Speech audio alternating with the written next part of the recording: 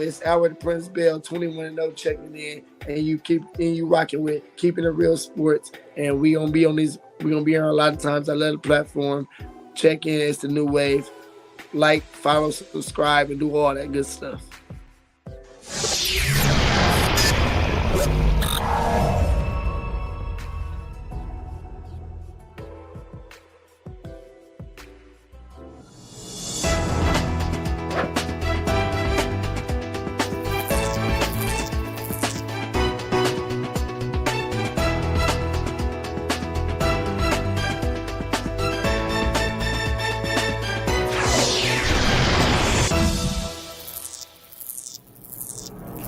Sports.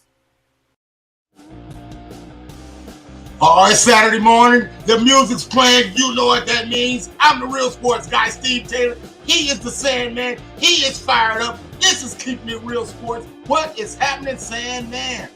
Steve Taylor, the NFL is the gift that keeps on giving. Oh, man, it's been such a week. We've got so much to get into. Major League Baseball is back. We've got some major signings to talk about there. And, of course, we're going to talk March Madness because there was some madness that happened in those first couple of days. Absolutely, it has been going on, and I tell you what, man, let's get right into it, man. Let's get down with what we call the quick hitters.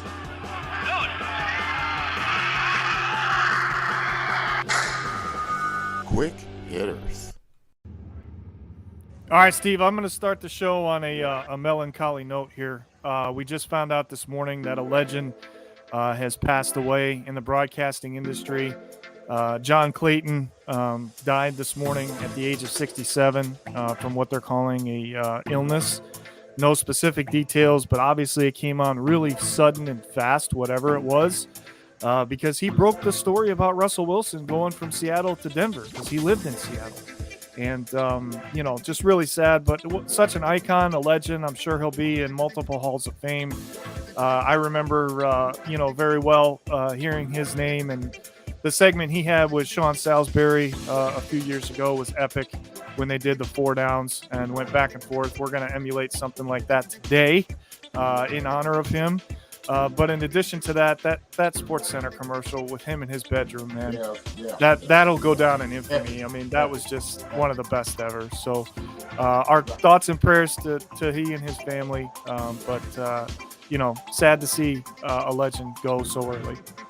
Yeah, absolutely. But look here, as reported first on Keeping It Real Sports, our partner, our friend of the show, the Prince, Albert Bell, he has now settled, signed, sealed, and delivered to fight night in Toledo, Ohio. Yes, April 15th, where he looks to go 22-0. He reported it here first. Man, I tell you what you think about that? The Prince looking on 22-0 at home.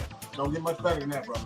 Steve, the way he's been looking lately, he's going to be 22-0. I mean, he just, and he just oozed so much confidence in the right way, remaining humble, but just oozed all that confidence in that interview. And, we love the guy, and he loves us, and we just want nothing but the best for him. So excited for him and excited for the city of Toledo as well. That's going to be epic. So absolutely. What you got next? All right, Steve, a first for the Ohio State University, and I'm not talking about the basketball team, and I'm not talking about the football team.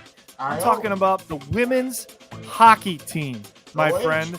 They will play for the first ever national championship this weekend in the Frozen Four after beating Yale last night. They will meet Minnesota Duluth, who upset the number 2 seed Northeastern in double overtime, 2-1 the other night. But, Steve, this team is legitimate. They are for real, and they were the odds-on favorites to win it all when the season started. So let's see if the girls can finish it off and get the Ohio State University another natty. Man, well, let's stay on the women because I don't know if you've been watching social media, but last night the girls were getting it done on the basketball court as well. As Fran Believe becomes the 7th woman ever to dunk the basketball. I mean, she soared in on a one-handed slam that made SportsCenter top 10. I'm telling you, it was incredible. If you ain't seen it, Google it, check it out. Fran Believe getting it done, okay? But while you were sleeping, Major League Baseball continues, the rich continues to get rich as Carlos Correa signs a 3-year, $105 million deal with the Twins, And if the rich don't keep getting richer, what about Freddie Freeman? He signed a $162 million deal with the Happy, reportedly because he was unhappy with the Braves' lack of interest in him throughout free agency. Andy, your thoughts? I'm with Freddie Freeman on this, Steve. What the hell was Atlanta thinking? I know they got Matt Olson to replace him, but the guy just won you a World Series.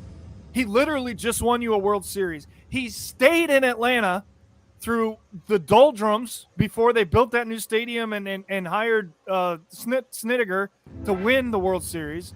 And this is how you repay him?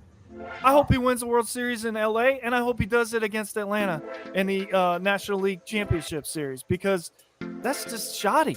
It's shoddy. I get that they didn't want to pay him, but they could have at least made an effort before they said, we don't want to pay you. Right. So there's your quick hitters. And Andy, let's just keep moving. Let's get into the hurry up. Hurry up.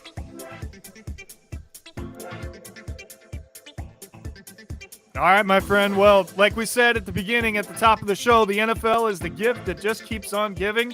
And we've got plenty to talk about today in relation to the NFL free agency. Steve, this shows you how impactful the NFL is, because you and I are talking about this at the top of our show instead of what we live for every March, right? Which is March Madness. Exactly. But we can't not talk. There's a reason I'm wearing the Cleveland Browns gear in March, people. Okay? This is why. This is exactly why, right here. Okay? The Cleveland Browns just flipped the NFL world on their face. All right? They made a move that nobody, including people here in Cleveland, thought they would ever have the balls to make. And that's not only going after Deshaun Watson, but paying him enough to keep him away from everybody else that went after him.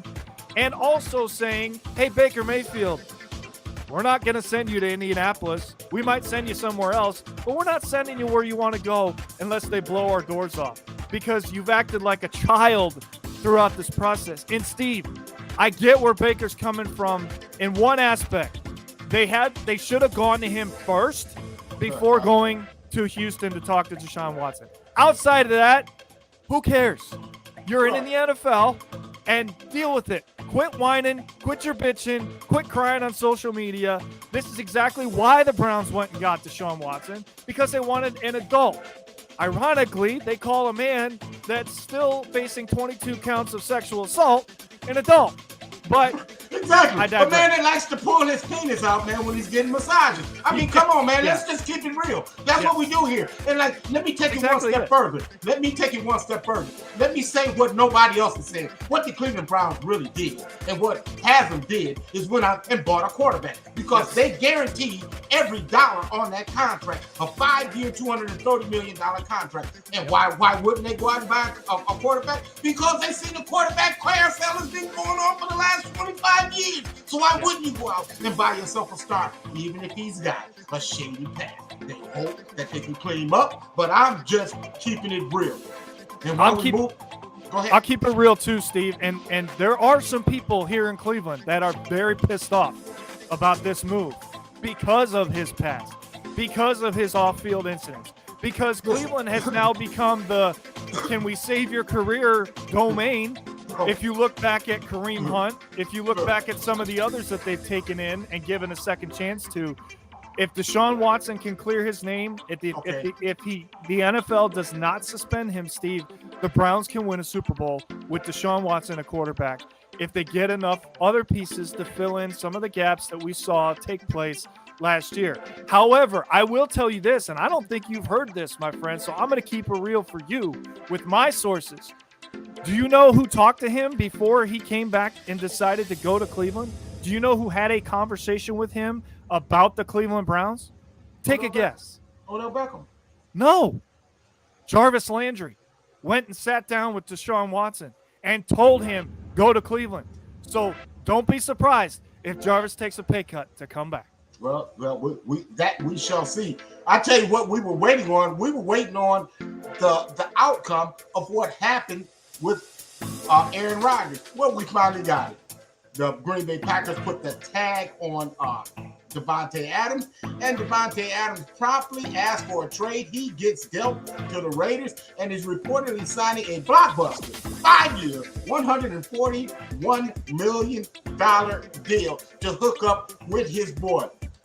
I can't wait to get to our new segment. We call it Head to Head, where we actually debate. Hey, man, this could get heated, but on spiritual debate, of course. But, man, this could, man, we'll talk more about this, but give me your initial reaction to Davante Adams signing a 5-year deal, man, with the Raiders. Davante Adams knows he's the best receiver in the NFL, Steve, and Green Bay wouldn't treat him like it.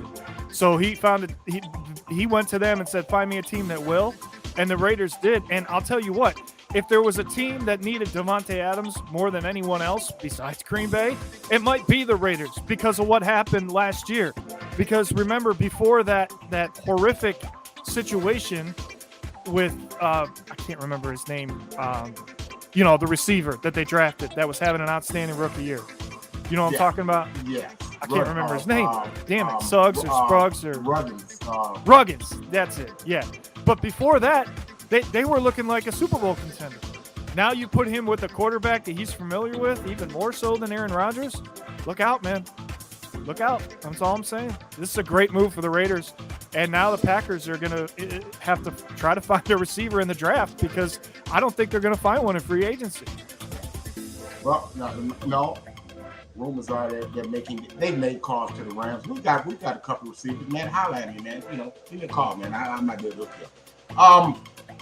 Yeah. So look here, man. I mean, really quick. Von Miller takes $140 million, man. $120 million to go to Buffalo, making the Rams kind of scuffle a bit. But you know what, man? There's a plan in place, man. Hey, I believe in Les Snead. Have no fear in that. And let's look at what happened. Your biggest thoughts thus far in the NCAA tournament, the March Madness, the madness that we call March. Well, this has to be the story, Steve. My bracket's screwed. I had Kentucky in the Final Four. Don't ask me why, because I should have known that this was going to happen, because all Kentucky is a facility to the NBA, right? Every year it's a one-and-done scenario, and those guys don't play as a team.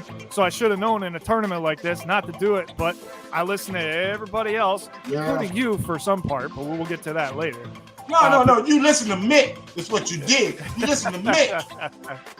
Well, listen, here's the deal. This is the number one story, okay?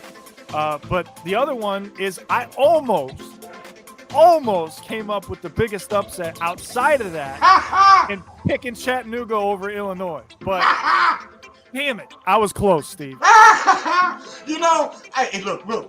one of the guys that works on my team, Dan said, Steve, Chattanooga is going to beat Illinois. And I emphatically said they won't win.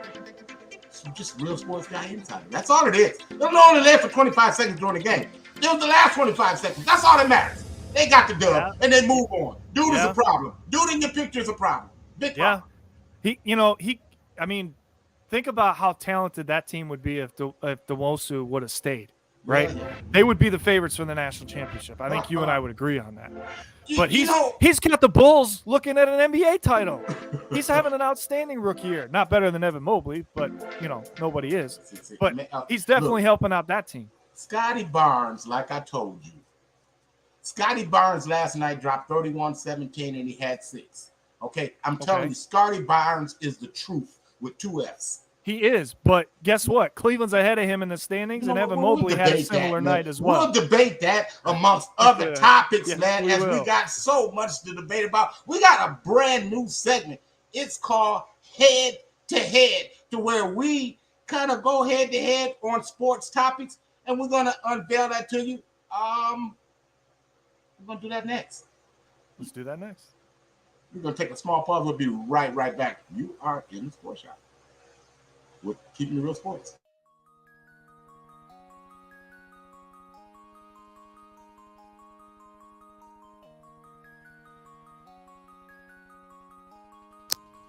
Hey, Taylor Rapp here from the LA Rams.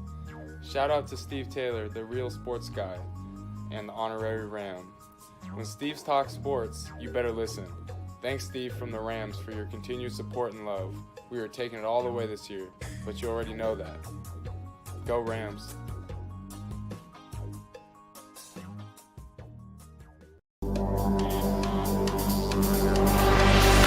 Ladies and gentlemen, are you ready?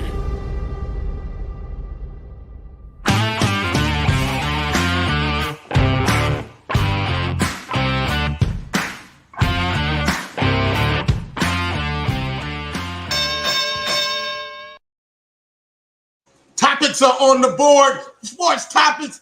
Me versus the Sandman. We'll debate them. What's up first, Sandman? All right, Steve. Well, you hinted at it earlier, so let's just get right back into it.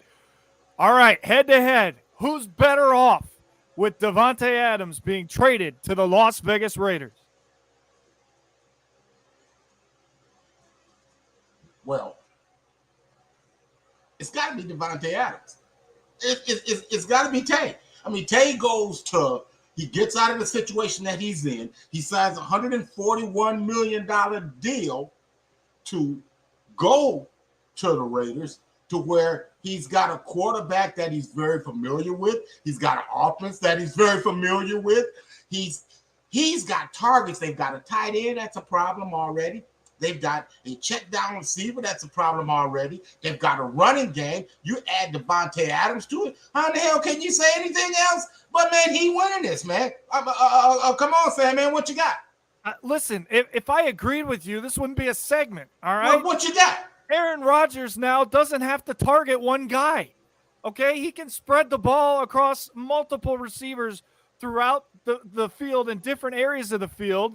Now, the one thing he is going to miss is a deep threat, but it's Aaron Rodgers. He'll find a way. He'll make the Green Bay Packers find a way, and I bet they start making moves to trade up in the draft and go get a Buckeye. Because if they go get a Buckeye, Steve, then goodbye Davante Adams, because they're going to be better off anyways. Well, I'm going to tell you what they're going to need. They're going to need more than just a damn Buckeye. They're going to need help, because I'm going to tell you what. Without Davante Adams, we saw what they did the last 3 years, how they peanut out in championship in the playoffs. We saw it time and time again on the goal line against the Tampa Bay Buccaneers 2 years ago in the NFC Championship game. He looked at everybody not named Davante Adams. I mean, come on, man. I mean, Andy, it's got to hurt the Green Bay Packers. There's no way you can tell me that Aaron Rodgers wins this. I'm not telling you he wins it. I'm giving you Green Bay's side of it and how they have to move forward and what Aaron Rodgers has to focus on. Because if he sits there and goes, oh, shit, why did I just sign this big deal to come back here because my favorite receiver isn't here, then what's the point? Okay. Well, here's one, man. Here, I got one for you. How about this one? Bring it up. The Brooklyn Nets. Are they really a championship team if Kyrie Irving plays full-time? Yes. And here's why. Did you not see the fact that he put 60 points up the other night, Steve? And he did it like it was nothing. He can flat out score the basketball. He's one of the best dribblers we've ever seen in the game. And he's become better on the defensive end of the floor because of his head coach, Steve Nash, who taught him how to play defense at the point guard position. And he's taking the pressure off of Kevin Durant. So if he's able to play full-time, which, by the way, will happen because the Brooklyn Nets are not going to be in one of the top 4 spots in the East, so they're going to be playing more road games than home games, then, yeah, I'm feeling pretty confident that my pick at the beginning of the season to win it all still can win it all, and that's the Brooklyn Nets. Let me ask you, where are they currently sitting in the playoff picture? I know where they're sitting. No. The question is, where are they currently sitting? 8th. They're not even in. They're in the playing in. Now, in do you know that because of the vaccination status of Kyrie Irving, he can't play in Canada, so that's out. So how the hell are they going to be such a big threat? I mean, look, your best ability is availability. And if you ain't available, then what the hell? I I mean, last time I checked, they have just as many losses as they have wins. I'm just saying. I'm not imagining this. You asked me in this segment if a full-time Kyrie Nets could win the title. I'm telling you, a full-time Kyrie Nets can win a title. Without Kyrie full-time, no chance. Absolutely not.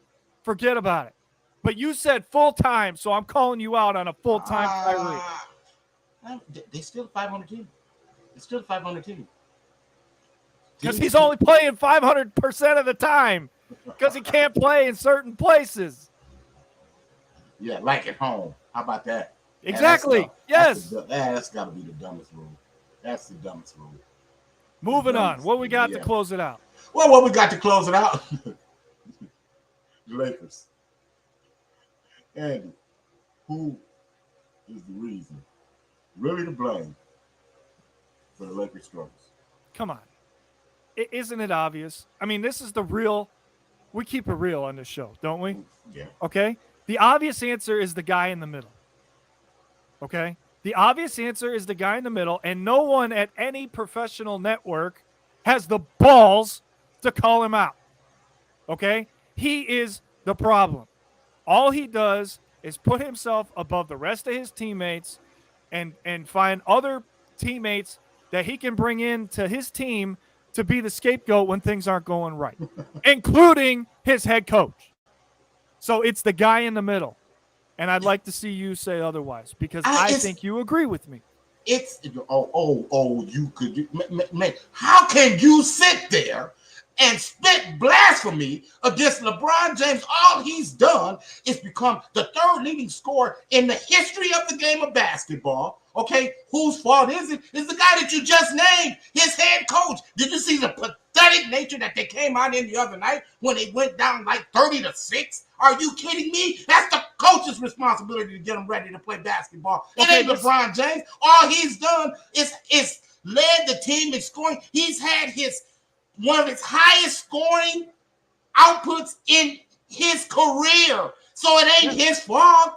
It ain't his fault. Whose fault is it? It's that coach that you just talked about. That coach that 2 years ago won him another title. We're talking about the one in the bubble where the bubble allowed the Lakers to get healthy amongst everybody else. Is that what we're talking about? I'm just saying. A championship is a championship, is it not? Do you put an asterisk next to that? I didn't put an asterisk there, but I'm just saying. Let's just keep it real. What happened? Okay. Let's keep it real. What happened, man? They were in the damn bubble for 90 days that nobody wanted to be in, and they were mentally stronger than the other teams. Right or wrong? Listen, I would agree with you, but that's not a segment. Okay? It's head to head. How do you like it, man? Listen, 20 years, you and I know we throw all this off the table when it's all said and done, and there's still love out there. Listen, we're trying to entertain the fans, okay? That's what you're supposed to do, doggone it. But I'm just telling you whose damn fault it is, and I'm not going to let you just sit there and put the blame on LeBron James, who's done nothing but great things. I'm going to tell you something that we ain't heard. In all of his years, we've never heard anything negative about that man. We've never turned on SportsCenter since the man has been 18 years old and came into this league. We've never heard anything negative about that kid. Everything about him has been positive. And anything that's been spit upon him has been strictly venom. But hey man, you can say what you want about him. That dude in the era of social media. Oh my gosh! I mean, man, come on, man! They ate Michael Jordan up.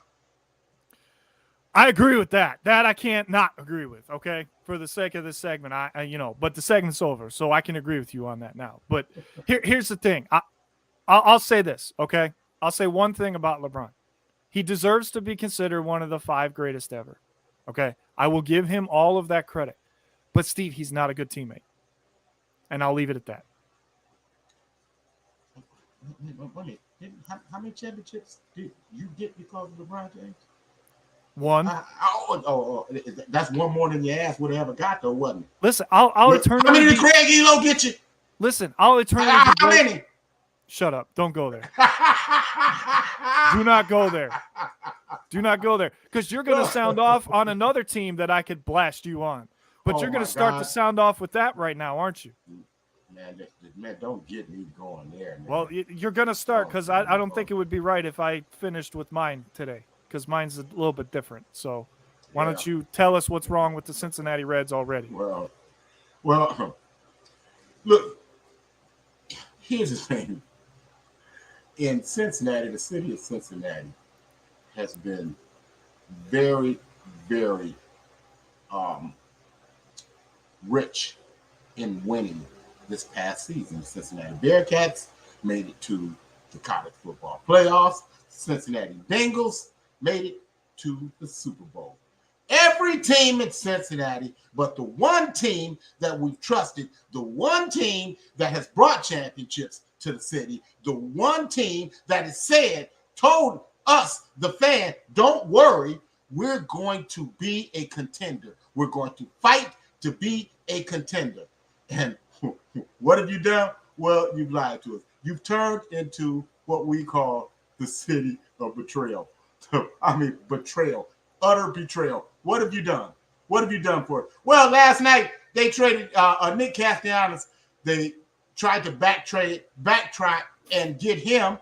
Castellanos signed with the Phillies. Well, last week, boy, you had a great week taking and showcasing the Cincinnati Reds. What'd you do this week? Well, you traded all-star left fielder Jesse Winker and all-star third baseman Suarez the day after trading starting pitcher Sonny Gray. But you're telling us you're going to contend. You're missing the boat, folks. You're missing the boat. You're missing the boat. Folks, Cincinnati Reds baseball is not what it used to be. And you're lying to us.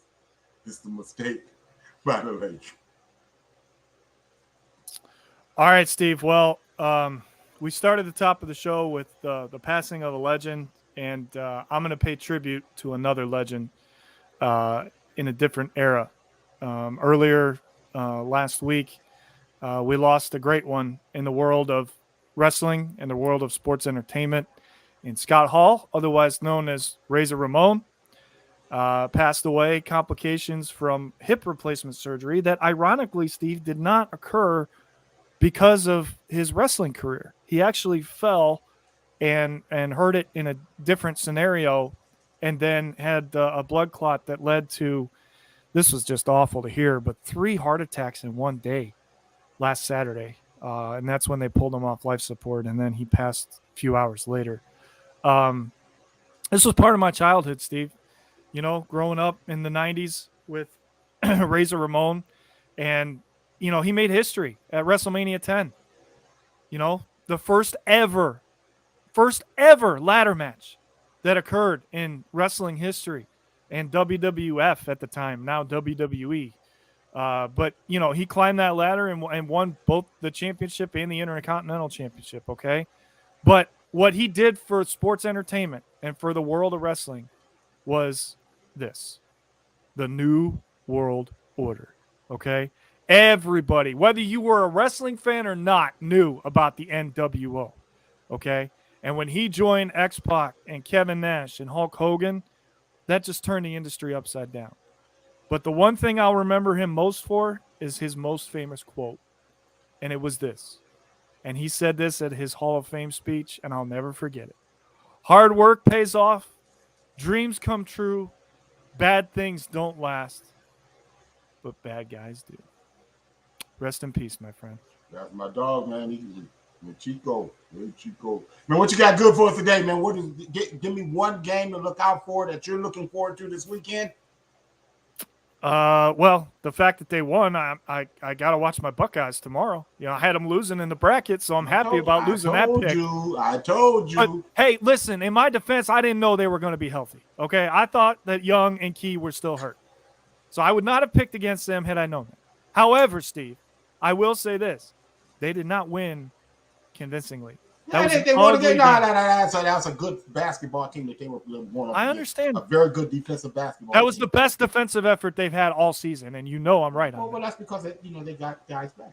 But there's some good I'm gonna matchups. tell you, I'll give you one to look out for, man. I told you this, man, when the brackets first dropped. This was the game that scared the hell out of me. Oh, Gonzaga and Memphis. You better know it. And I'm trying Yes. to tell you, the physicality of Memphis is not to be understated. It's going to be very dangerous. If Gonzaga gets past this, I'd like them to get to the Final Four. But, man, do not be surprised, people, if Gonzaga takes the L.